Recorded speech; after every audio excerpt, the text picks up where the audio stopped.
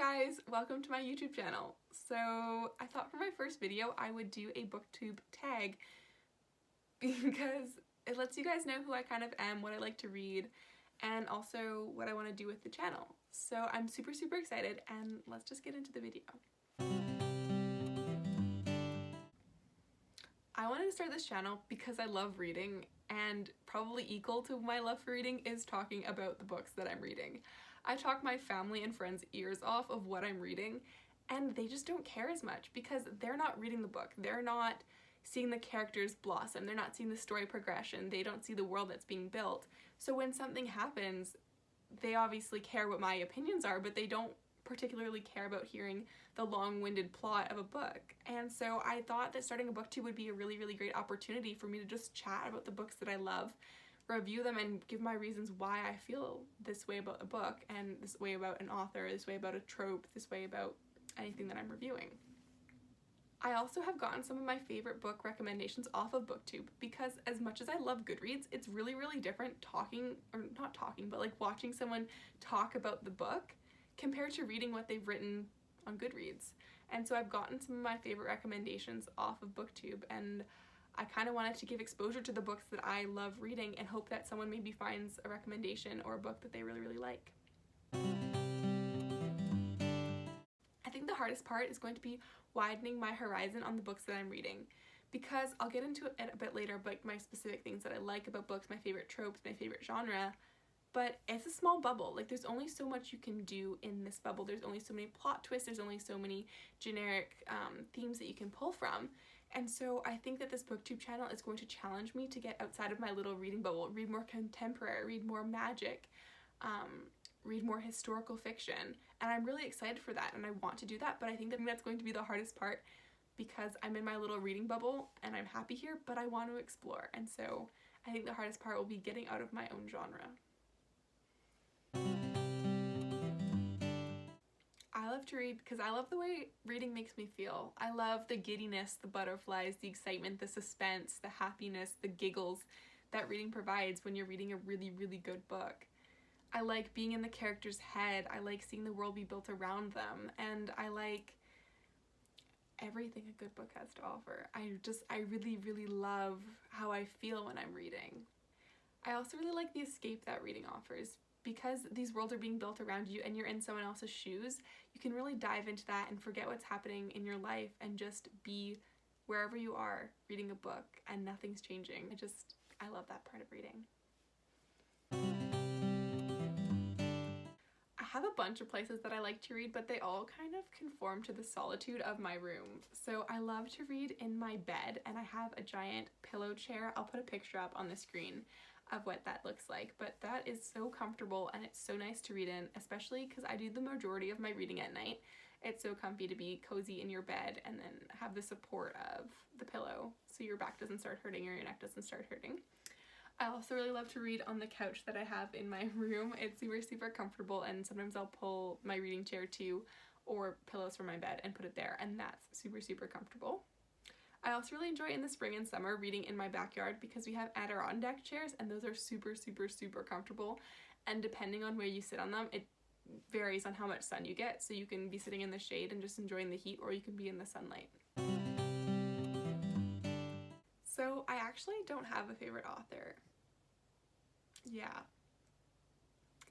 Because my love for reading is relatively new, I've only been reading really like loving reading and constantly picking a book and having to pry it out of my hands and constantly thinking about a book and talking about it everywhere to everyone for only 6 months. So I haven't read a lot of repeat authors because my TBR is so big and there's so many books I want to read. It hasn't left a lot of room for diving specifically into an author and what they've produced. Sure, I have repeat authors on my TBR, but they're not super high up on my list. This is all to say I definitely want to find more authors, and I want to definitely read more books from the authors that I've already read, but I'm also kind of going on what my interest is on my TBR and what I feel like reading most and how I'm able to get it. If it's available at a library, if I can get it at my local secondhand bookstore, can I get it at a bigger box retailer like Chapters? So that it also plays a factor in what books I'm reading, is just the availability of getting it to me given the current situation that our world is in. So my favorite genre is romance. I love romance. It's pretty much all I read. It's my favorite to read. It is the best to read. And that's my little bubble that I like to stay in, is romance. I'm just kind of going with the romance genre of what like my favorite tropes is. So like my favorite genre and my favorite tropes. So my very favorite trope is forbidden romance. It has some of my favorite books that I've ever read in it, and I really, really, really love forbidden romance. It's not necessarily the sneaky aspect that I think is really cool about it. There's something about a forbidden romance and catching the little glimpses that the characters get with each other when they're not supposed to be with each other that are just so precious that I really, really enjoy reading about. I also really, really enjoy enemies to lovers. I know it's a bit of a generic one, but I love enemies to lovers. I love the witty banter that a lot of enemies to lovers stories offer because the characters are kind of taking a bit of a dig at each other. There's a lot of sarcasm and wit in the conversation that I find really, really interesting to read. And then this isn't really a trope, it's more of a writing style, is that I really love when romance books you get to see the characters and it's like a slow burn. So you watch them progress and then you see them together, and then I like to see the characters after they get together and their life together. So I'd say my least favorite trope is the stereotypical high school life, like the jock falls for the nerdy girl or the shy quiet boy falls for the cheerleader. I don't really like reading about that, to be honest. I don't like the problems that occur in these books because it's often that like the nerdy person doesn't feel like they belong, or they get made fun of, like they got made fun of, and there's just something about that trope, the stereotypical like high school jock to not jock person that I don't really like. So the next thing is kind of a trope, it's kind of not, it's insta-love. I really do not enjoy instant love in books. I like seeing the witty banter that takes place, the sarcastic jokes, the progression of the stories. I like seeing little glimpses of when the characters are starting to fall for each other but aren't quite together yet, and then I love seeing the characters together and then the story progressing from there and kind of wrapping up, but we get to see them together rather than them getting together at the end. But instant love doesn't really give you that. When all of a sudden they're just like, I love you, it's not as sweet.